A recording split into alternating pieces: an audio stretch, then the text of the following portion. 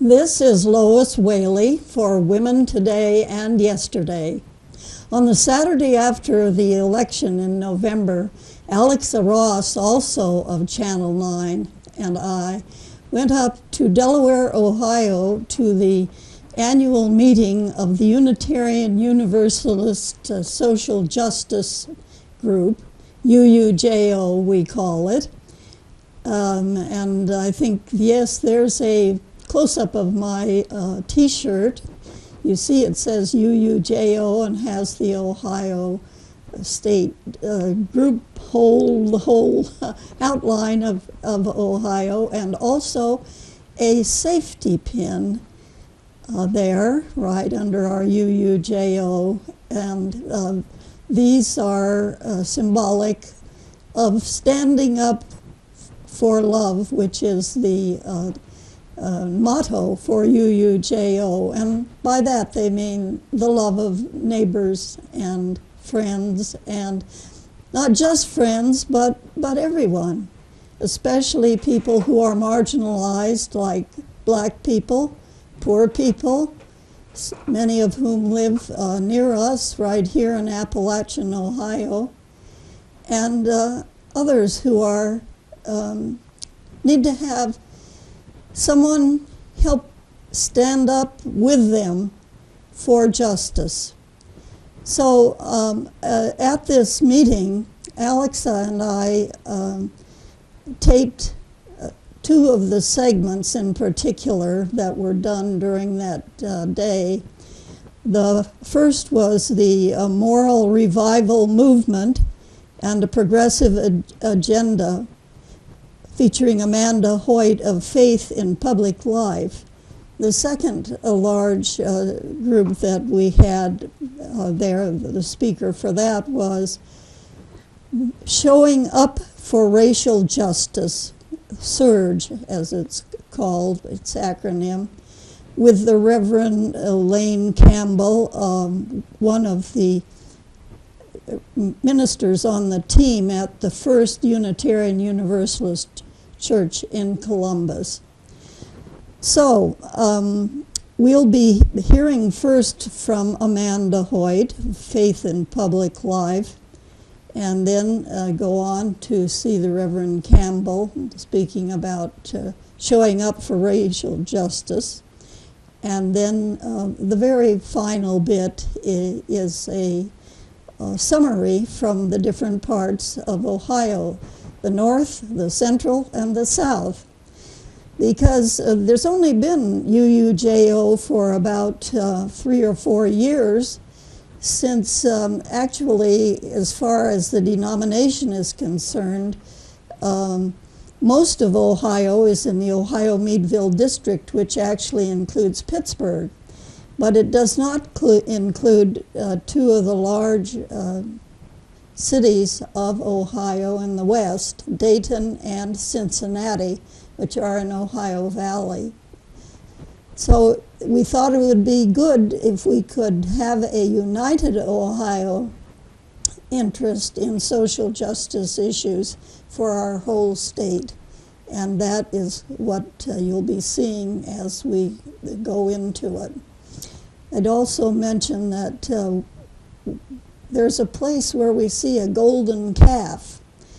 And that refers, of course, to Moses and the fact that when he brought down the 10 Commandments, he discovered to his horror that his people had made an idol out of a calf of gold. And that's, they had forgotten their one true God and had put their values on this golden calf. And that's a thing that we need to avoid, getting away from true values and worshiping false idols. Ecumenical prayer events I've ever heard in my entire life. Literally, this lady who was a Sikh, and then the Sikh community talked about that we shouldn't look at this election as the tomb, and instead think of it as the womb, and that this is an opportunity to grow. and produce and birth something beautiful. And I was so happy that she just kind of gave me a vision to think in the positive. So anyway, we can send that around to you, and I'm happy to share my PowerPoint with you so you don't have to take copious notes. I'm always happy to do this. I just want to I like to give 2 warnings before I speak. One, I think that I'm funny, and I'm not, but I still do. And 2, and I have been told I have kind of aggressive language, and I just want to apologize ahead of time. I'm prior military, and I kind of grew up more like a street kid, so I've always had that fighter guy in me, you know, so I just want to say apologize ahead of time, but I'll try to present peacefully as I can. So, Faith and Public Life is a strategic communications firm, and so what we do is we try to put faith leaders back into the media, really, to help offset the extreme Christian right. And what we saw was, you know, after the 2006 election, 2004, that era, there was a huge move for extremism, right? And so we were trying to offset that by putting people of faith, not that we're representing hating gay people or hating abortion, that there was all of this beauty of everything else. We found that those folks just didn't know how to get their message into the media. And so we were created to help offset that message. This is one of my funnest pictures I love about Faith and Public Life. During the Wall Street, Occupy Wall Street, the young people were down there. A group of faith leaders got together and they literally paper mache all together, paper mache this golden calf, took it down to Wall Street and carried it around, and it said greed all around it. And the point is they wanted to express what was really going on. What was really going on with Wall Street was a moral issue, and that moral problem was greed. And we had 500 hits internationally within 24 hours. It took off. People really resonated with that, and they wanted to hear more about it. So I'm really proud of that. We've done all kinds of things. Linda Smith actually I've been working with Linda for 3 years now, and various people. Howard Tolley's been very helpful to me as well. So I want to talk to you about the moral revival movement, but I want to set this inside the frame of nationally and then state. So we have to look at some kind of depressing things first, okay? You ready? So, presidential election, right? So this is the voting that we have to talk about, something we need to realize, which is the reality. This 46.9%, that is the actual voting eligible population. Okay, so almost half of Americans don't vote. And then there's the turnout in numbers. So let's just keep that in mind. Let's look at Ohio. All right, so this is presidential voting. So a lot of people voted. A lot of people voted this year. Some people are saying that it was a low turnout. It was pretty good. If I showed you the numbers of what we refer to as a midterm election, which is like for the statewide elections, you would be appalled. It's just terrible. It's even more of a fraction, right? So we've got a small group of people who are making decisions for our state, right? But one thing I'd like to point out is, let's make sure we're all talking about the same thing. Sometimes I offer 2 kinds of trainings. One is a media training for faith leaders. This would be like people who are lay leaders or have an active voice in their churches and their etc. And I help you speak to the media. The other one is advocacy, and that is for anyone. And I'm happy to travel anywhere. I've done advocacy training with the UUs in Cincinnati, in Cleveland. I've done different places. I ask that you get about 20 people at least together because I have to pay for my mileage down, and I'll do a presentation, and one of the things that I talk about is what is government, right? I always think this is the best place to start. There's 2 governments. You got your federal and your state. So you've got veto power with the president on the federal level, and you've got your veto power with your governor on the state level. You have the Ohio House and the Ohio Senate. So if I say Ohio Senator, I'm talking about 1 of 33 members, right? On the national level, we all get 2 U.S. senators. So Sherrod Brown,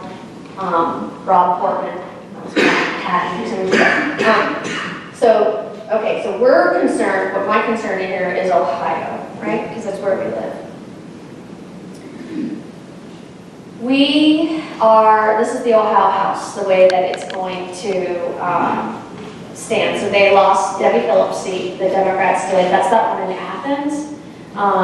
So they are in a super majority. So that means that they can't even stop an emergency clause in the House, which is like our only thing that Democrats had.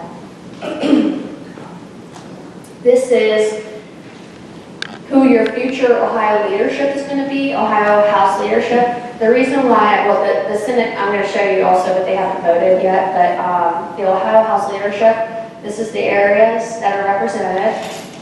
The thing that I want to flag for you there is Senator Bill Seitz at the bottom is moving over to the House, and he is actually going to be their policy chairman. So that means that he's has anyone ever heard of Bill Seitz? Can you raise your hand? Okay, so Bill Seitz, I've been known to drink a bourbon or two with this man, and I have a heart for all people. So I seek good. I try to see good in everyone. This is like giving a bull a microphone to be a policy chairman. He's just very, very aggressive, very dominant about his positions. He's spearheaded the whole campaign to end the clean energy rules. But he's a bizarro bedfellow. He can be a bedfellow to you on some things that are totally random. Like if you have an issue that are we at the ocean? I'm sorry. That was great, I love it. If you can get on him, if he picks up your issue, it's actually great. Because he knows he's a great orator, he knows how to get in there and fight for you. So it's scary and good all at the same time. Can I ask you a question? Yes. Is Sarah LaTourette a relative of Steve LaTourette? Yes, so that is Steve LaTourette's daughter. So Steve LaTourette was the congressman up in the northeast area, Ashtabula, Lake County, that area. Steve LaTourette was actually, I really, really, really respected him. He unfortunately passed of cancer just recently, and so Sarah also had her first baby about the same time. So it's been a really hard year for her. I find her to be extraordinarily reasonable, approachable, kind. Her dad left the United States Congress because he was so frustrated with the extremism in the Republican Party, and he actually created a PAC that was helping moderate Republicans. I mean, that's hopeful. This is a pretty big move to go against your party. So she is an up-and-comer, which is great for us, I think. And Cliff Rosenberger, the speaker, I find him to be a fairly reasonable guy. He seems approachable, but it's hard to get to him. So you know what? You guys stop me anytime you want questions, okay? So I used to work in politics. I like to say I did time there. And I have been in and around for a while. The Senate, we unfortunately lost the Lou Gentile seat, and that's the one they call the banana boat. It's the one that runs along the Ohio River.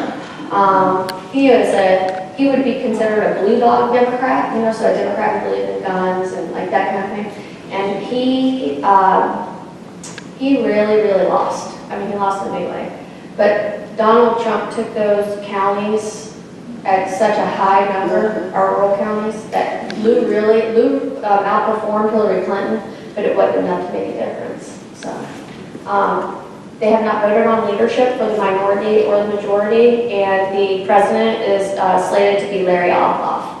So he's like that Mansfield, Medina County area, constitutional attorney, actually very, very approachable and kind. I find he's easy to deal with. However, not a lot of,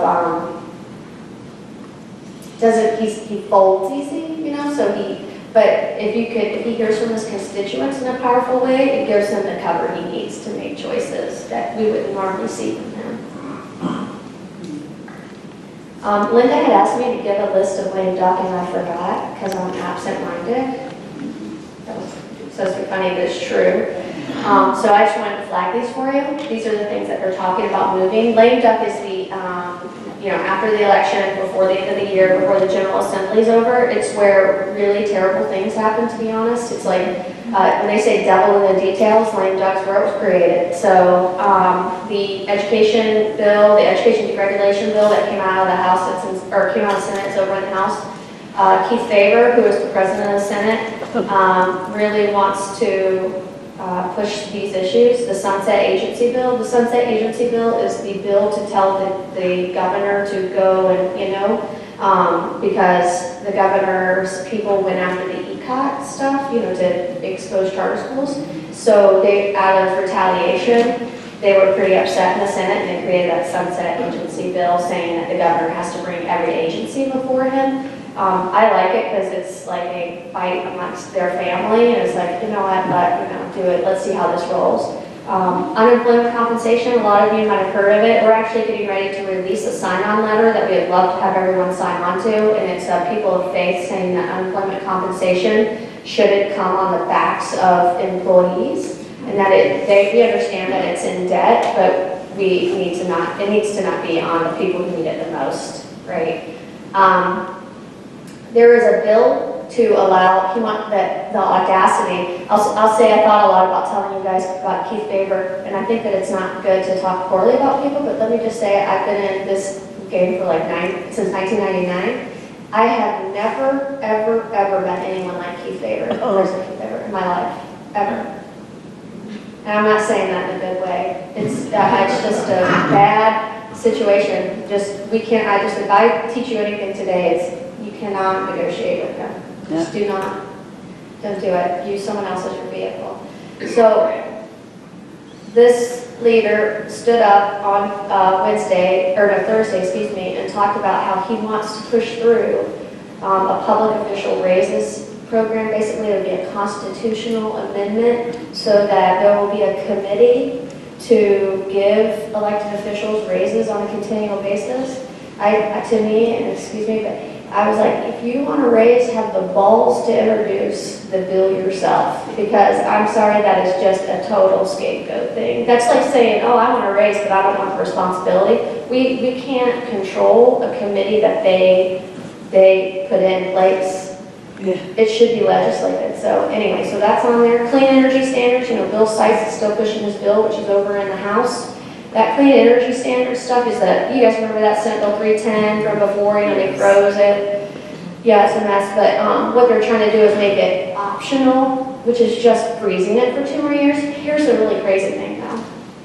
The utility companies aren't really interested in fighting this, because a lot of them have actually come up to those standards, believe it or not, because it was more affordable for them, and they just saw that they had to start offsetting their costs of the coal plants.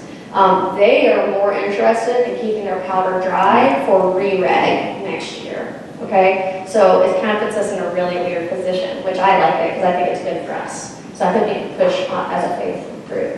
And then the heroin bill is something else that they mentioned. It's just, I am holding out hope for the infant mortality bill.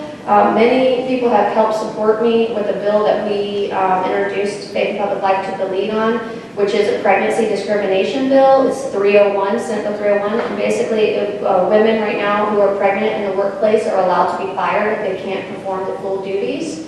So, because they're not classed properly, they're not classed under disability. So there's 15, we don't want to be classed under disability either, by the way, but as pregnant people, they don't generally want to be called disabled, they're pregnant.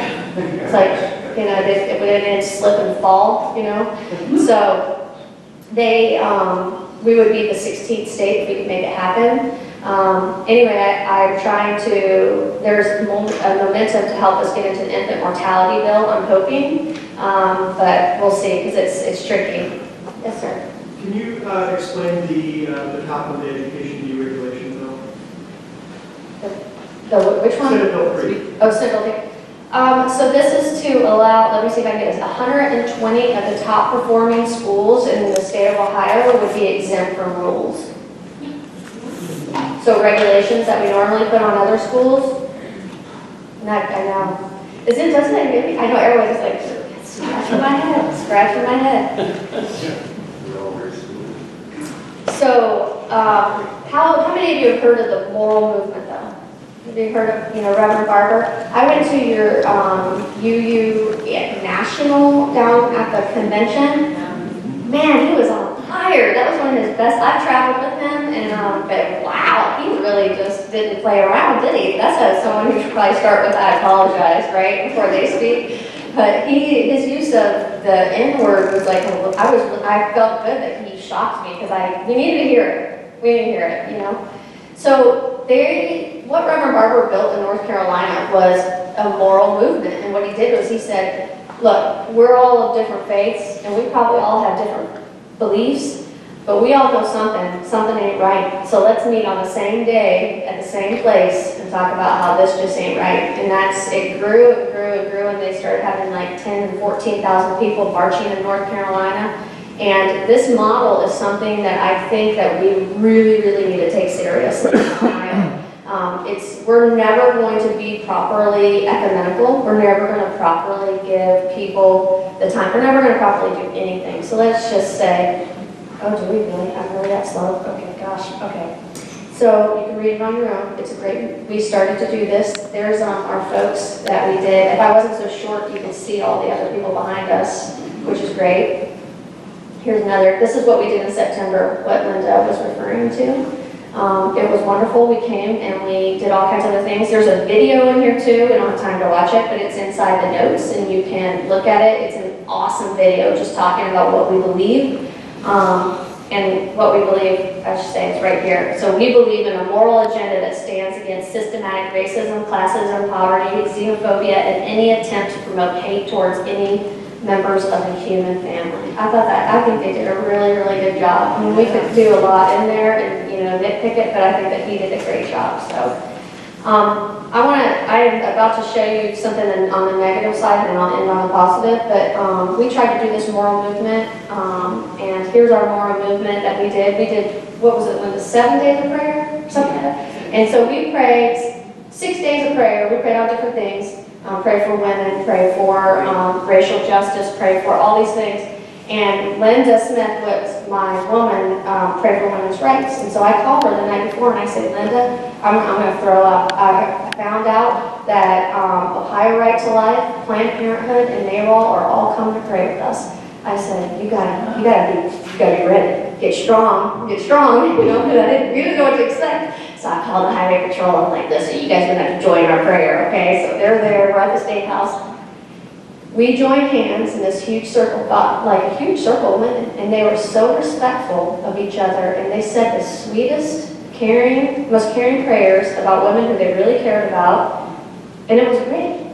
And we left, and we were like, what happened? That was weird. Like all these women, these fighters, right, all together. So we thought, oh, we'll end it with a final day of prayer. So we go and we do this, and we get counter-protested by an abortion group. And they come up to me, and this guy right here who has, all the signs, and I'm telling him, I said, sir, we want you to come in and pray with us. And he says, I want to bring my signs. I say, no, you can't bring your signs. You need to leave them right there. So he takes them out, and he comes in for a few minutes, and then he's, we're all praying still, we're moving along, and then he kind of leans into me, this is one of the lean-ins, he leans into me and he says, hey, why are those two Planned Parenthood ladies in the audience? And I said, I think they're praying. And he says, they pray to a different God, right? Which I say, I don't know nothing about that, but I don't have time for that. So we just moved along. Now I tell you this story because what they did not destroy that day is they didn't destroy us or the relationships that we formed. And that woman who we prayed with and her team from Ohio Right to Life, you know what she did? She's the one who helped me introduce that pregnancy discrimination bill. Ohio Right to Life and Planned Parenthood came together on that bill in order to introduce it. Fusion. They did.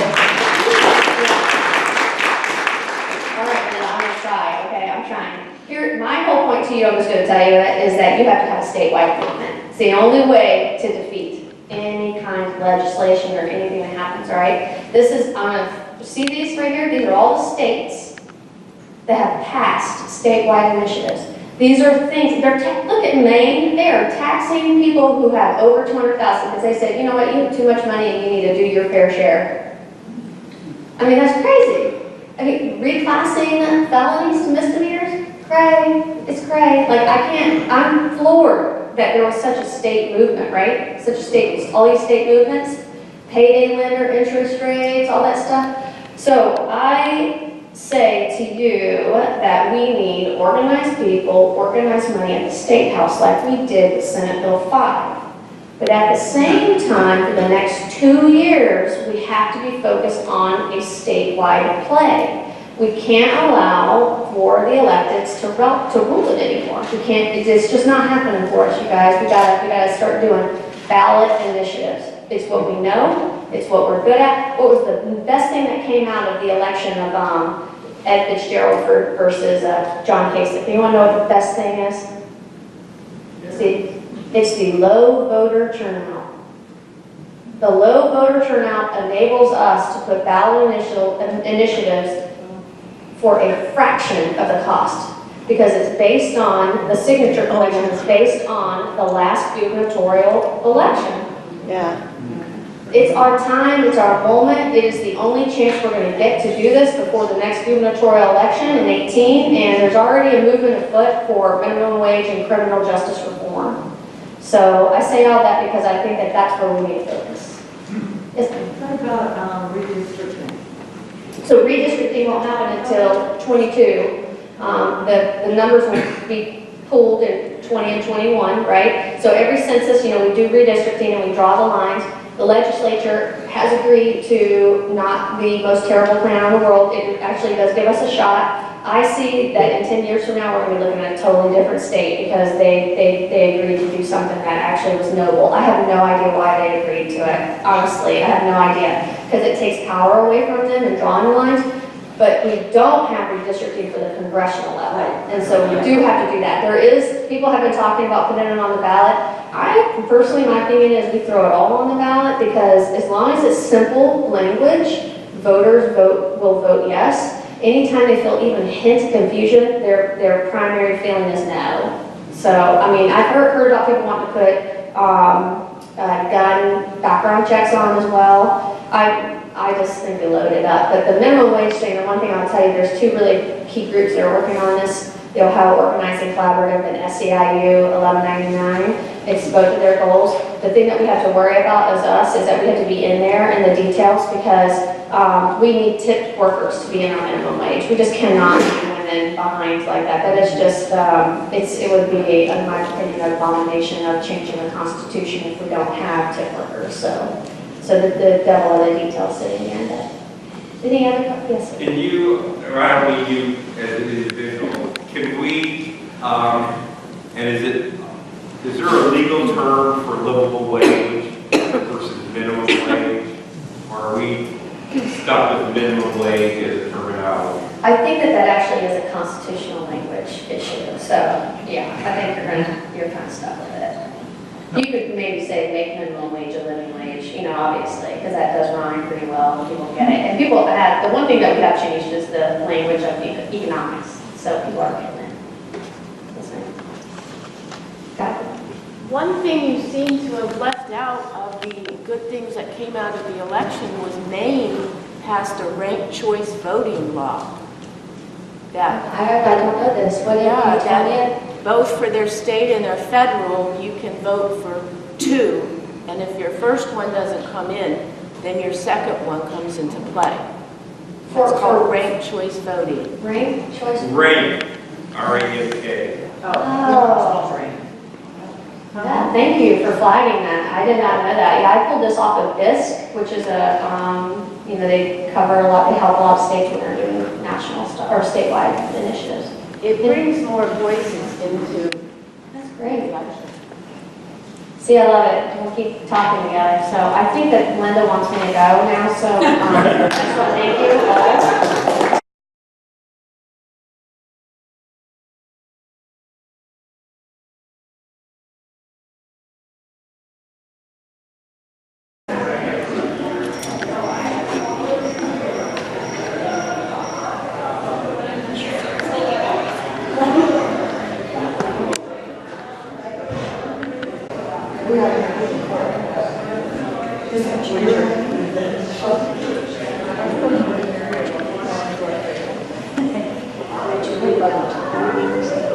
Because sometimes the action doesn't.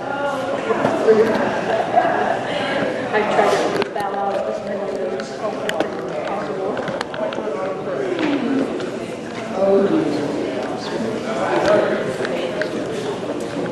This is Lois Whaley again. We're in Delaware, Ohio, as you'll notice.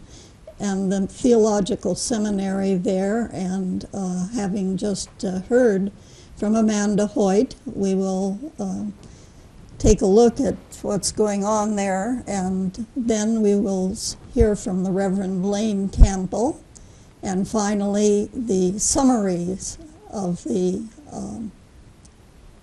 entire day.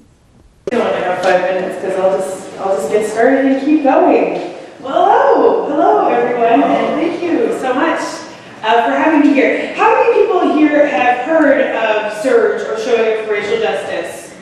Oh, that's awesome! This is great. So I don't have to do too much catching you up on what SURGE is or what Showing Up for Racial Justice is. As Linda mentioned, thank you, Linda, for inviting me here.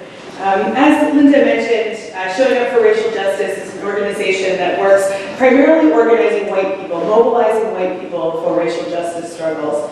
And as we are seeing right now, this work is needed now more than ever, and needed possibly in different communities than where we've been working before. So I want to give you just a little bit of history about Showing Up for Racial Justice.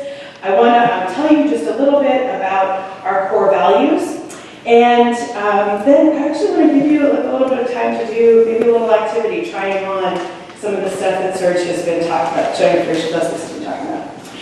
So, Showing Up for Racial Justice began. This is a national organization. There are chapters all over the country.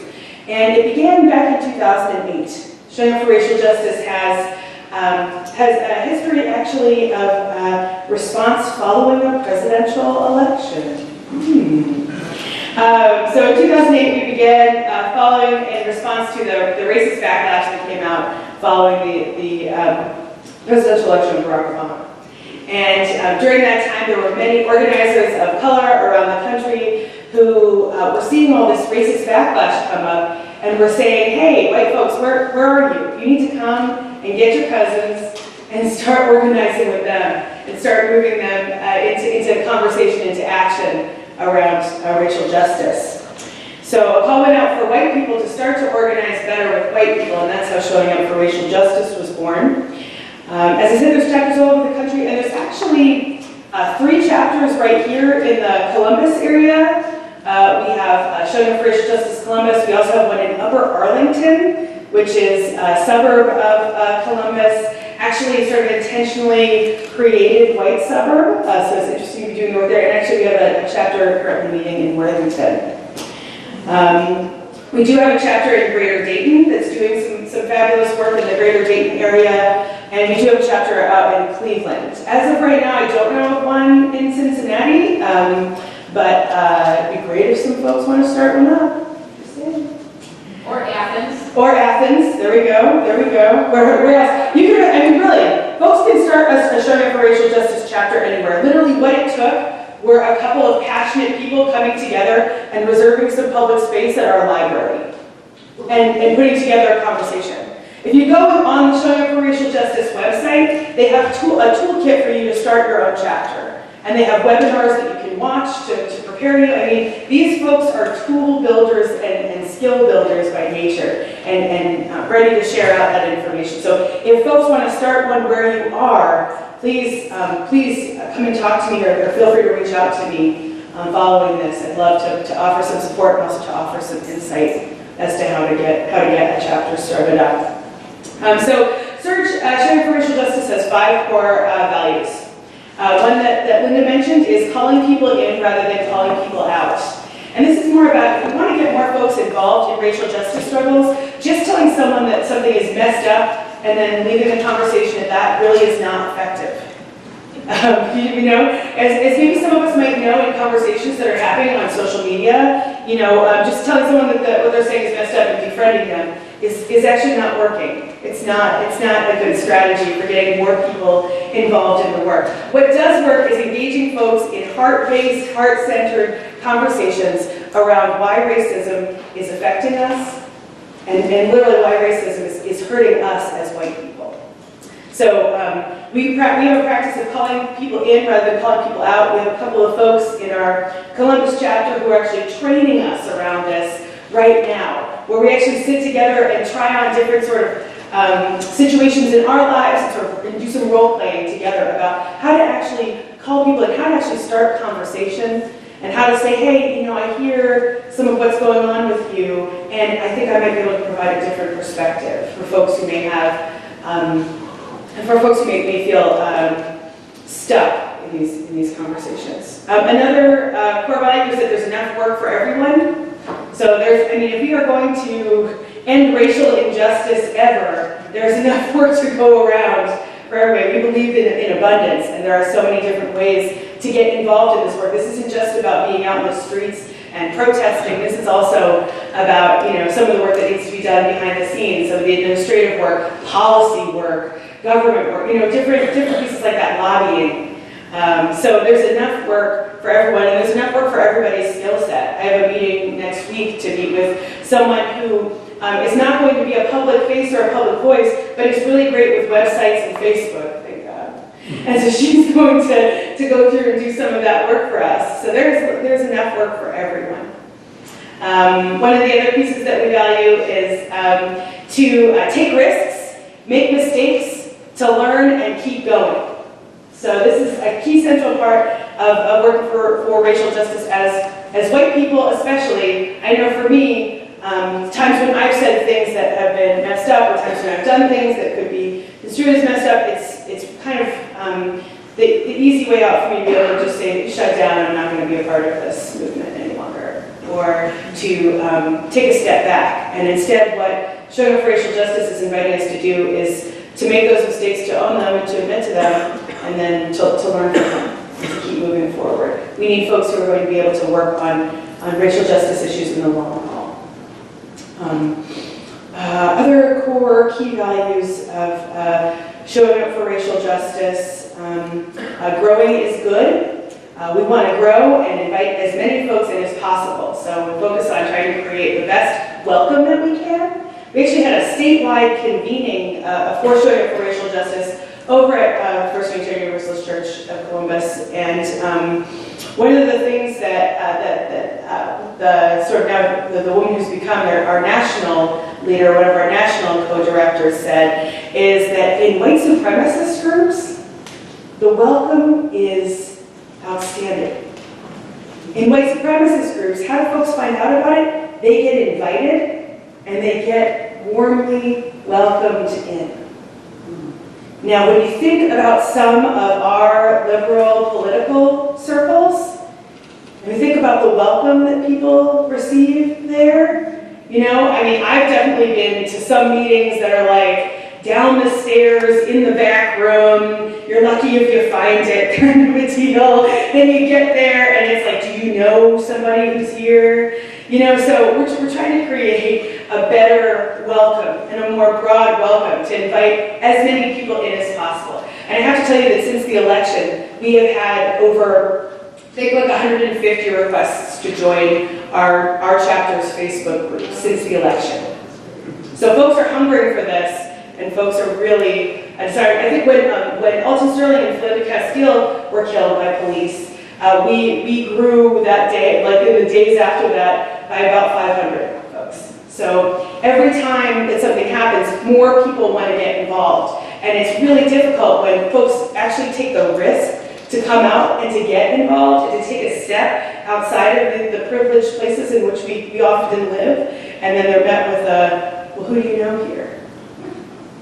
So we work on growing and really inviting as many folks in as possible. And I actually took that to heart around some of our Unitarian Universalist social justice pieces too. That was good learning for me. So those are just some of our shared values. We read those at the beginning of every single meeting that we have. And our purpose is really to mobilize folks to take action. So accountability through collective action is a huge piece of what we do. And I know for me, it can be extremely comfortable as a white person to sit and to talk about things, right? Have some dialogue, to talk things or think things through. And so what we're really inviting folks to do is to take action. So I want to tell you a little bit about a couple of the actions that we've taken in the past year in Showing Up for Racial Justice. We had an action just this past July that we took around, it was a day of action following the deaths of Flynn and Castile and Alton Sterling. We mobilized about 200 people downtown in Columbus and took them out and took the streets. We marched from the Ohio State House right down to the police. Were you there? Yes, you were there. It was actually during Summer Institute, so right during that week, and we took folks down and actually lifted up the stories and voices of some families that had been affected by police lethality here in Columbus. So we have a couple of cases here in Columbus that we're currently working on. The death of Henry Green. Henry Green was a 23-year-old black man who was killed at the beginning of June here in Columbus. He was armed when he was killed, and so many folks find the case a little bit controversial, as if maybe having a gun on you is a reason to kill someone. In Ohio, we are an open carry state. People carry guns with them all the time. In fact, he had a license that was on it, like in the mail on the way to his house at the time when he was killed. We're also working on this case around justice for Tyree King. It's a 13-year-old black boy who was killed here in Columbus.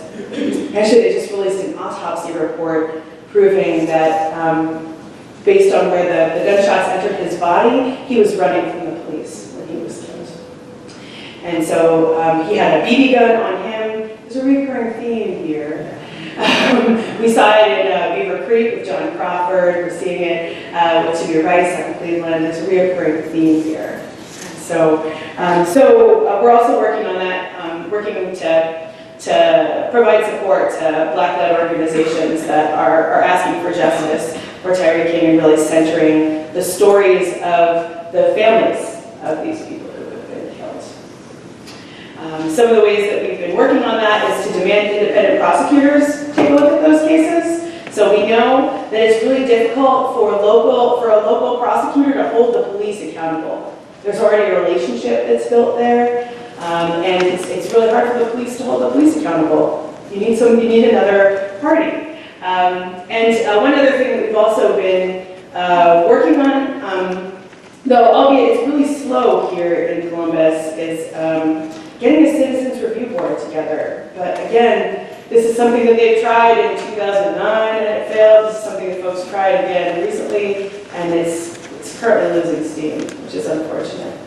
And one of the other ways that folks are demanding justice for both of these folks who have been killed by police is to also try to channel funding from the city budget to go less towards militarizing our police force, giving them more military gear, giving them more amped up gear, resources, and actually moving that money into programs in prevention and trauma-informed care for folks in communities to actually try and maybe do some work around helping to prevent some of these things and care for the people who are most directly affected.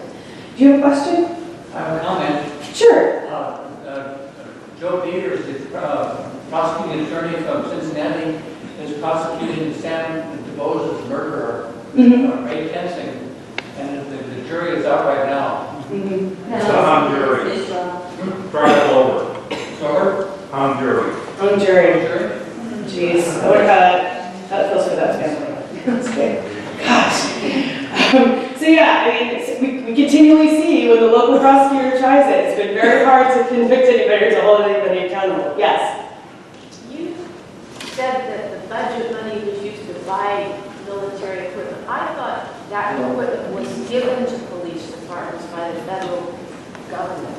Now, you're asking me for some details that might be a little bit beyond my pay grade, I'll be honest. But I do know that a lot of the money that Columbus is considering spending right now is around giving policemen body cameras. And so, that's a huge funding piece. And what I'll speak for an iPlace, what I see is more, that's giving police officers more funding and more sort of toys to play with. It doesn't really actually work to hold folks accountable. Yes? In the Sam DeBose case, it was the body cam that was on the University of Cincinnati police officer who shot him that resulted in the charges being filed. Sure, and I think that is one case, though. And we have to be mindful that, I agree, and I'm glad that that resource was there. Sure, and I've also heard of cases where police officers will then, if something is going on that's not really kosher, if somebody's being beaten perhaps, or if there's an instance of police brutality, I've heard of cases where folks will just turn their back without the cameras, or turn away.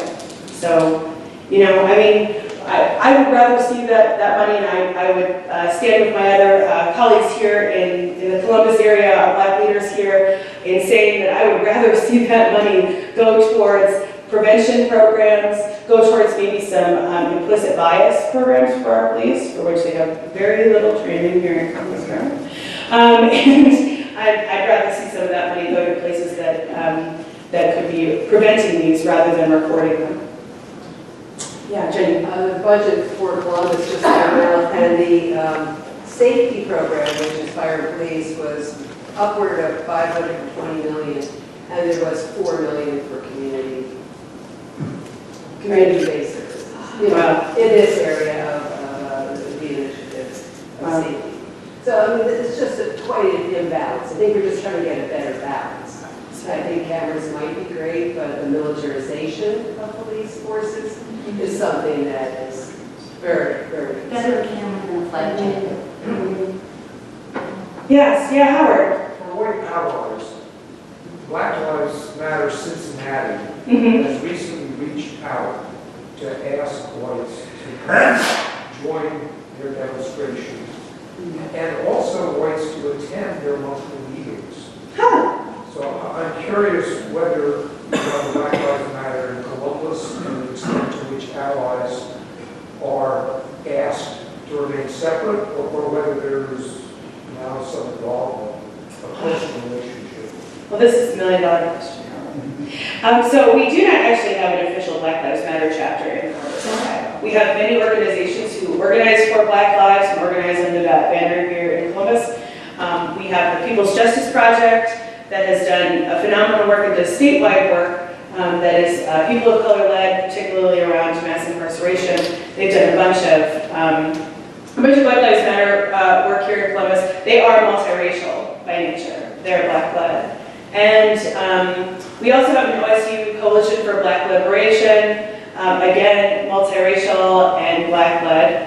And those are two organizations that have done really consistent work. We have a couple of groups, See This to Ferguson, that's done some mobilizing. We haven't really heard from them much since the summer. And so there are sort of a couple of different, and the Ohio Student Association, which has been doing phenomenal work all along, organizing students. But we mostly are working to mobilize white people and get them involved in those protests and actions that folks are taking here in Columbus.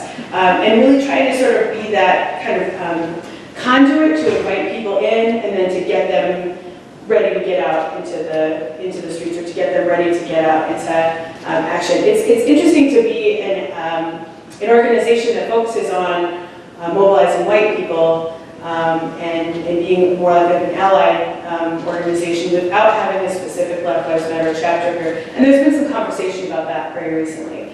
And Columbus has a kind of unique organizing landscape here. Some of what we've been asked to do is when there are times when there isn't enough energy from some of our movement partners to actually organize actions, we've been asked to do that. There have been, when we were advocating for justice for Henry Green, we also took petitions that were created by these Black-led organizations to the farmers markets here in Columbus and invited white people to sign them in particular. Invited many people, but particularly focused on where are the white people going to be at on a Saturday morning. They're going to be at the farmers market. So, yeah. Cleveland Black Lives Matter has asked Surge Northeastern Ohio to participate in a number of events, including issues around the consent decree. Yes, yeah, that's great work. That's great work. And I think also some folks are being invited to do, in Cleveland, they were doing some really wonderful canvassing. So going door to door and actually talking to folks in predominantly white neighborhoods and saying, hey, I have a Black Lives Matter yard sign, you want to put that in your yard, inviting folks to come to their Surge meetings, inviting folks to get involved. It's actually going to people's homes rather than waiting for them to come to you. It's an interesting way to do things. And they actually got trained in some of that deep canvassing work, which is really how to have those like heartfelt conversations in, I think, like, where they've done some research. They did this particularly on LGBTQ issues, where having these conversations, I had done much training around it, but having these conversations, you can actually literally see folks move and change people's minds in like 20 or 30 minutes. It takes a longer time, but they have some really great training there. We're hoping to work with them and train with them. Yeah. Just one really quick short point. You mentioned back earlier the problem with having a local prosecutor in charge of some of these grand juries. Yeah. And just want to point out that in the John Crawford case, they chose a prosecutor from outside the area, and it still was horrible. So this idea of choosing somebody who's not a local prosecutor, at least in that particular case, did not help at all. Yeah, and I think that's, you know, I think it's like, it's just one strategy that folks are trying to employ to try and get a more impartial trial. It's a step, but it's not, it doesn't always guarantee that, well, I guess someone other than the prosecutor. I'd love to see that. Oh my gosh, we have 5 minutes? Oh shoot, all right. I was going to invite you guys to have conversations with each other, to pair up and have a conversation with one another for a second here. Do you think we can do that real quick? Sure. All right, find partner. Find partner. I just be the person sitting next to you. Find partner. One of the other things that we know about showing up for racial justice is it's great to just jump on the bike. So find your partner next to you. Decide who is person A and who is person B. Who's person A? Who's person B? And then, well guys, what are you talking about? You didn't tell you to talk about yet. Things we want to do, next steps. We want to share resources. In Civic Round, we decided that other churches were doing really exciting things, and some churches wanted to get similar things that were running at their church. So we decided that I'm going to be the common resource holder and post on UUJO all the things that the North is doing. I would love to do it for everybody else too, so hopefully that's part of what you are going to offer. We are going to talk with our legislators. And we want to do this before we meet in the spring, which we said we're meeting in April, and then we'll find a common date for the North to meet in April. And we want to meet with our legislators with one common message, so that we're all saying the same thing. So when they hear from a UU church in the North, at least, they'll be hearing the same thing. And Scott Peichel has agreed to come up with that message for us. We want it to be on civil rights, anti-harassment, something along those lines.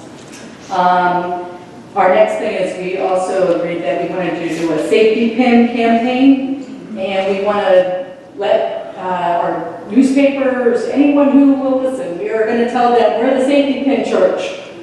So we want that to be our message, and we want people to know they can come and be part of our UU organization, you know, being open to others, being loving of others, and get it in our newspapers, get it anywhere we can. But we're going to do that. All the various issues, and there's multitudinous issues relating to minorities, relating to climate, relating to corporate power. Just looking at minority issues, the relationship between health issues, economic issues, residential issues, and climate and corporate power is overwhelming. So we basically came to the conclusion that we're not going to look right now at nail down any specific topic, but look at the relationship between all these topics in a subsequent meeting that we will have probably in Columbus, and go through a process, starting with a dialogue for change, which I'll learn a lot more about with what we talked about this morning, and then finding ways to expand the base beyond us to communities of color and of other religions, which is an issue I brought up that needs to be addressed, so that we begin to have deep discussions about the issues that confront us, that concern us, and that affect us at all levels of society.